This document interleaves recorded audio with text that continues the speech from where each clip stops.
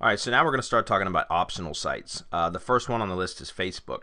Now, Facebook is certainly good to have, but I recommend that you only use Facebook for branded networks, and in which case you set up pages for that for your branded network, and you do that under your main Facebook profile account. So like your main account, not the personas account, okay? Because the problem with trying to create fake personas in Facebook is that Facebook is very, very sensitive with their IP login. So, in other words, if you go to create a Facebook account with a proxy, then you have to keep that same proxy for that Facebook account every time you log in. Because if you try to log in through another IP, so like for example, if the proxy changes, if your proxy burns out and you have to request a new proxy, or if in cases like buy proxies, which is one of the proxy providers that we mentioned earlier, if one of those proxies get updated every 30 days, you'll get a new set of proxies. So the problem with setting up Facebook profile accounts is that you have to use the same proxy for that account over and over and over again. And if you have to change the proxy at some point, it can trigger an IP lock, which will basically tell you to re-verify the Facebook account, and in order to unlock it or to log in, really. And it's really a nightmare. Plus, it's difficult to make a Facebook profile look real. It looks like a spam account unless you're spending a lot of time in that account, which I certainly don't recommend. Part of the reason we create these networks is for automation. And if you have to go in manually and start gathering, getting friends, collecting friends, sending friend requests, updating, putting a bunch of personal information and fake photos and all that kind of stuff, it's just too much work. And so I do not recommend creating Facebook profiles at all. Just don't do it. It's too much of a hassle. It's not worth the effort and the headache to maintain. So when and where can we use Facebook? Well, if you have a branded network that you're building, then you can just create a page under your main profile account. So you just go to Facebook and create a page. That's what we're going to walk through right now, okay?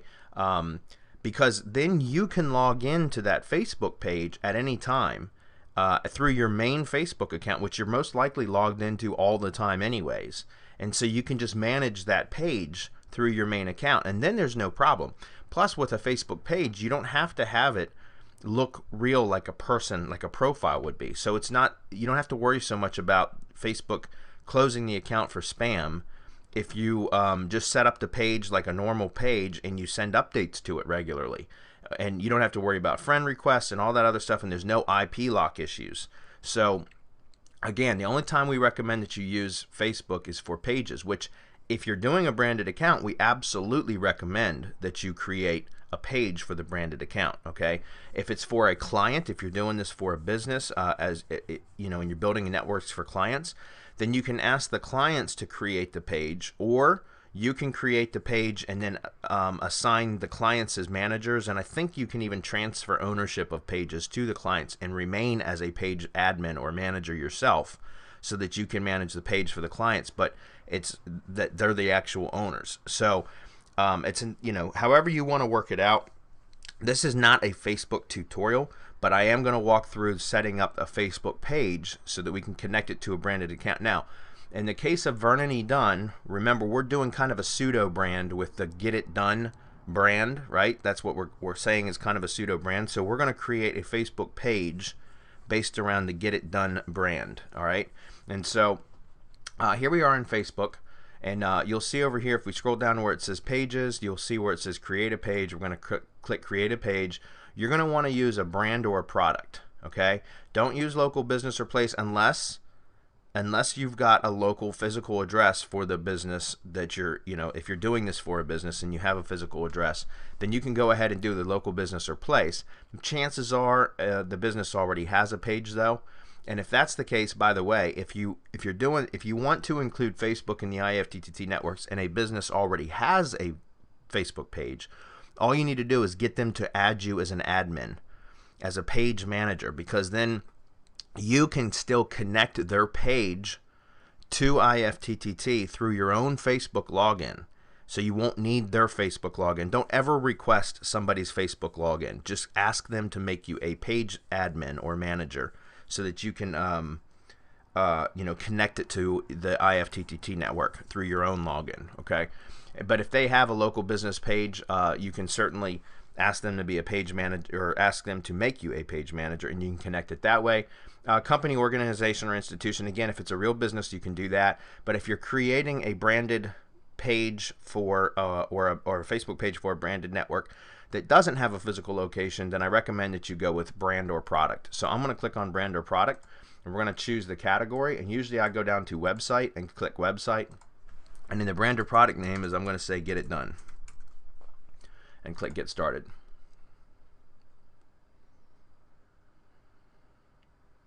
Okay, so tell people what your page is about, and I'm going to go ahead and look at the personal info,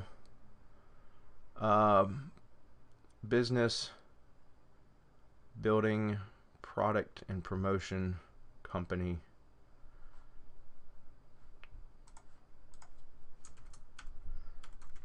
Let's see, biz.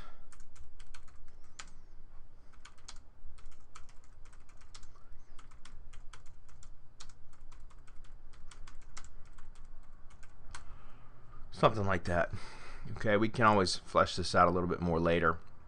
For the main website, we want to put a website URL in there, so that it could be, if you have a website that you're you're doing this for blog syndication, you're probably going to want to put that URL in there. Right now I don't have one for this, and I'm not sure that I'm going to create a website for this project because it's most likely going to be just for YouTube syndication. But if I wanted to, I could put in like my Blogger URL, the YouTube channel URL. Let's go with that. We'll go with the YouTube channel URL and see if it'll take it. I'm not sure that it will, but we're going to try it anyways.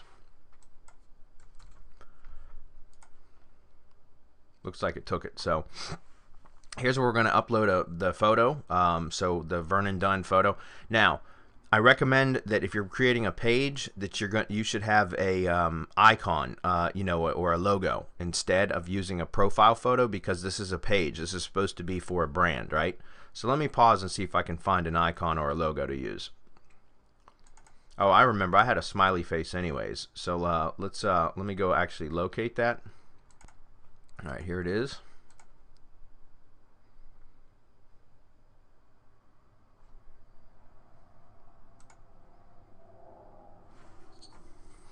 Okay, we can skip this,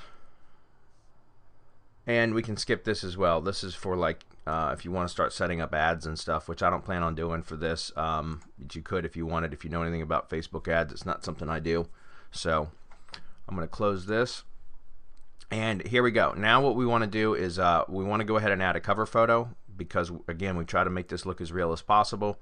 So we're going to click over to the Ultimate Social Media Image Size Guide and scroll down and look for the page cover, which is 851 by 315. So we're going to go look for, actually what we can do is actually just edit one of the other photo images, background images, or header images that we already saved. So let me open up that folder, and I think what we'll do is open up one of these.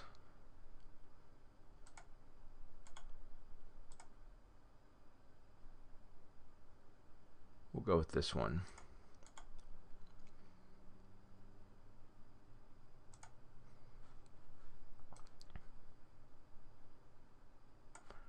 All right, so 851 by, I think it was 315.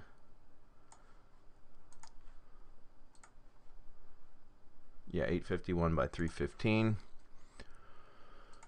So we'll go to image, resize.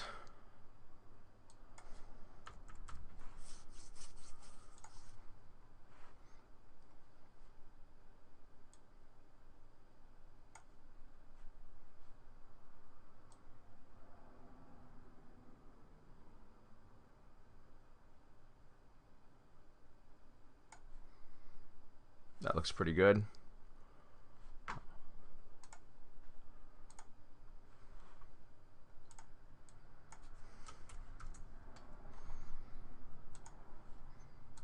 So now we're going to click on Add Cover, Upload Photo, Facebook header.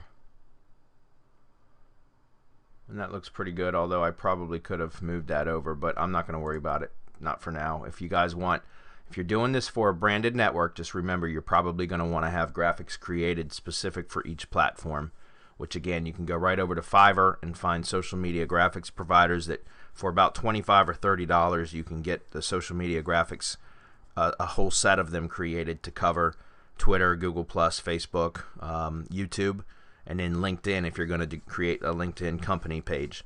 But we'll talk about LinkedIn in another video. So that's pretty much it for Facebook. The next thing you want to do, though, is try to get, if you can, a custom URL. Okay, so under, now it's been a while, we need to go to settings. And we want to go to page info. Nope, let's go back to settings. Yeah, okay. Actually, you do go to page info, click on that, and you'll see that we have enter your address. Sorry, excuse me, Facebook web address. We click on that, and it says that your page needs at least 25 fans to have a web address. Now, sometimes you're going to be able to create a web address right away, and all the web address is right after facebook.com/, you can put in the slug, right? So you can have a custom URL. Now, it's going to, in this case, it's saying I need at least 25 fans. That's because I have a bunch of pages underneath this account already. But if you don't have a whole lot of pages, you can create one. A lot of the times it won't prompt you to get to 25 likes. Now, if you do get this message and you want to create the custom profile or custom Facebook page URL, you just need to get 25 likes. So you can either, ask your friends to like the page, or you can post it in a support group somewhere and ask people to like the page for you. And as soon as you get 25 likes, you can get the custom URL.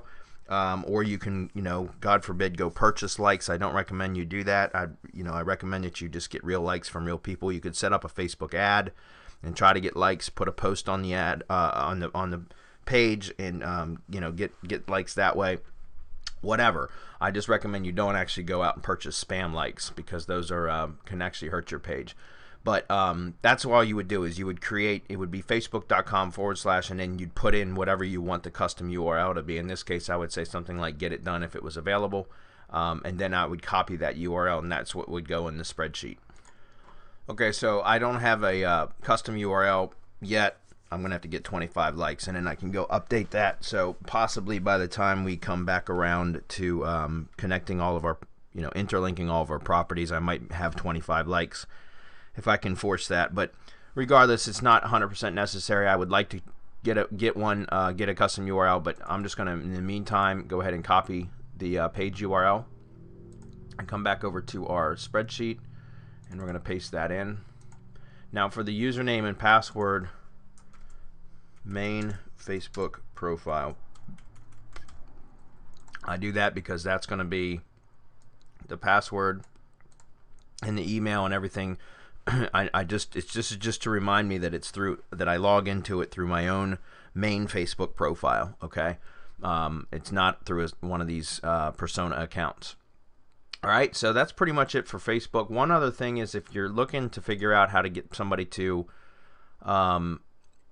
make you a page admin, you just have them go to settings, and then you'll see page roles. And from there, you can have your, if you're doing this for a business that already has a page, you can just tell them your main Facebook email account, and have them paste that in, and have them make you an admin. Okay, because that way you can connect the page to IFTTT, and you can manage the page from your own login. So you just have them paste your Facebook email address, the email that's associated with your main email that's associated with your Facebook account, and then make you a select admin from this, and then send it, and you'll get an invitation inside of Facebook to become a page admin for that page. Once you accept, then you'll be able to actually find this Facebook page inside of IFTTT. When you connect your Facebook account to IFTTT, you'll be able to select this page and then create recipes to post to this page. All right, so it's very important that you do that. And once again, to get the custom URL, go to page info, and then you scroll down and you'll see where it says Facebook web address. Click on that, and then you can add in a Facebook web address once you get 25 fans or likes, or if it may trigger that, it may not. Also, you can go ahead through here and add in a bunch of different stuff if you want, like for example the long description, and in the long description you can actually add additional links, like, so that's where you would interlink your other properties, and I'll show you that in another video when we talk about interlinking everything.